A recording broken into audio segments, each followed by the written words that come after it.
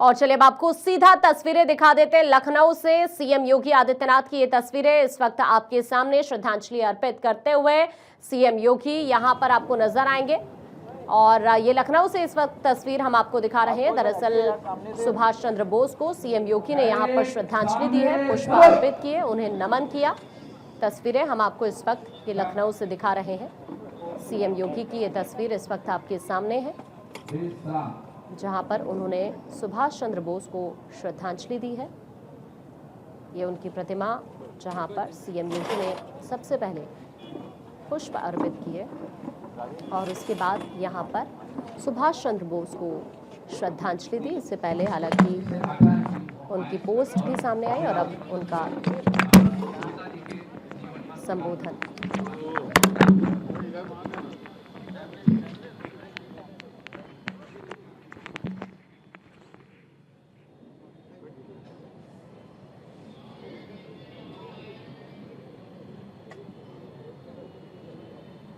भारत की आजादी के महानायक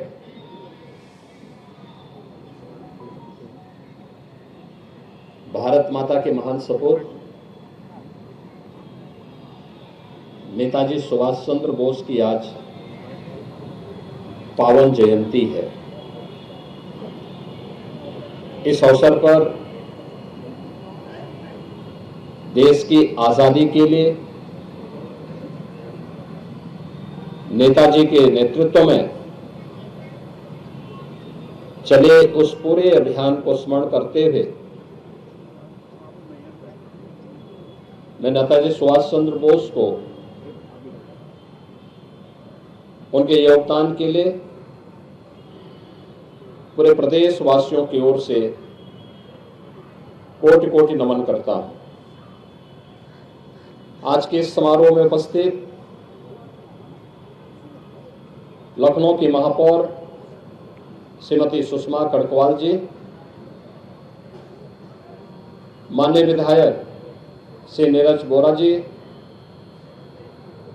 विधान परिषद सदस्य श्री अवनीश सिंह जी, अंगद सिंह जी, श्री लालजी प्रसाद निर्मल जी, आज के इस कार्यक्रम में उपस्थित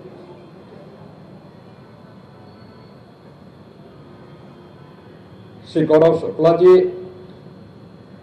अशोक कुमार भार्गव जी, रोहित खत्री जी, माननीय विधायक श्री अमरीश कुमार जी, विधान परिषद सदस्य श्री रामचंद्र प्रधान जी और उपस्थित सभी नेताजी के प्रति श्रद्धा और सम्मान का भाव रखने वाले मेरे युवा साथियों, पूरा देश भारत माता के इस महान सपूत को, जिन्होंने अपने व्यक्तित्व और कृतित्व से आजादी के आंदोलन को एक नई दिशा दी थी, और कोई अतिशयोक्ति नहीं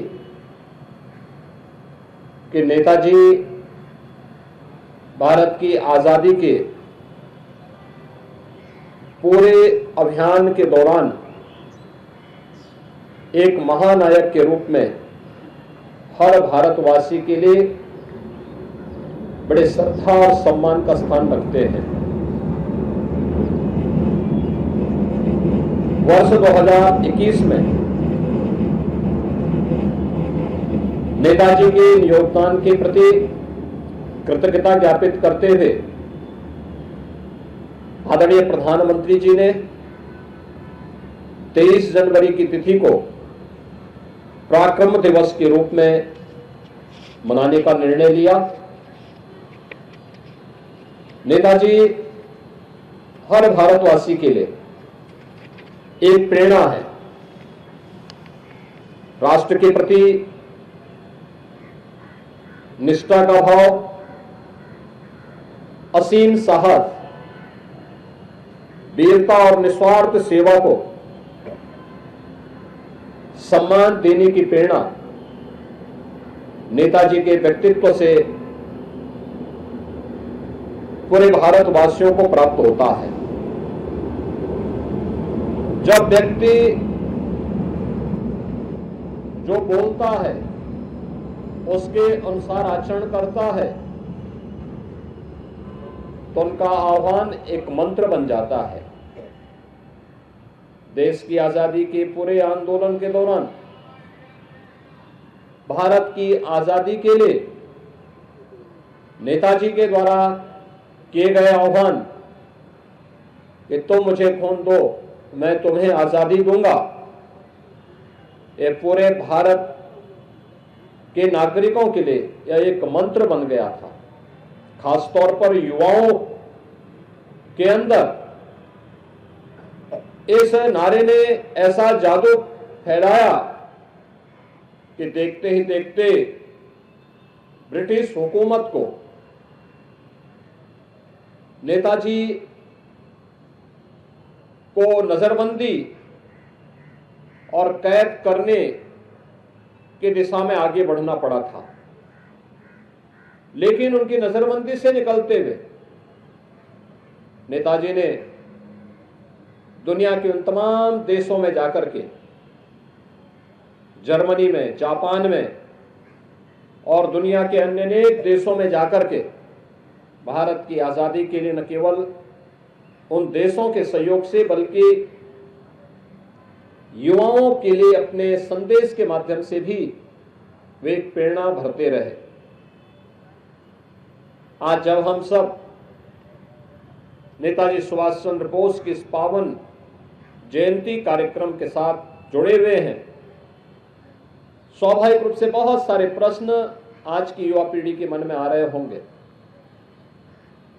क्योंकि अक्सर हम देखते हैं कि हर व्यक्ति अपने स्वयं के कैरियर के प्रति चिंतित होता है, लेकिन देश और समाज के सामने जो चुनौतियां हैं, उन चुनौतियों की अपनी चुनौती मानने से वह बचने का प्रयास करता है।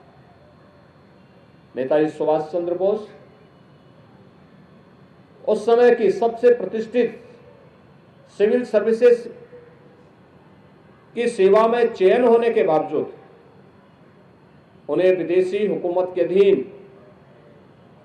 सेवा करने में परहेज था, इसलिए उन्होंने नौकरी छोड़ी। भारत माता की स्वाधीनता के लिए उन्होंने अपनी नौकरी को तिलांजलि दी।